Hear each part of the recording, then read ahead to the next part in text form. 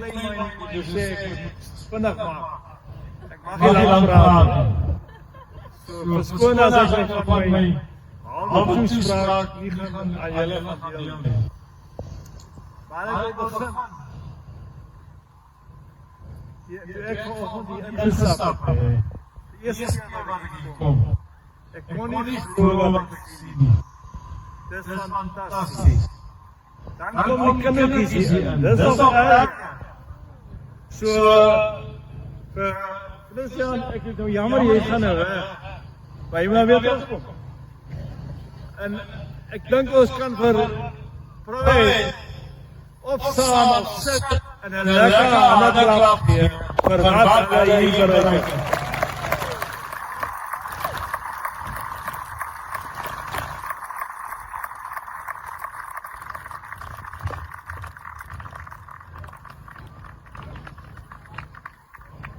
Ons is van die boodskap 2007 by Amata.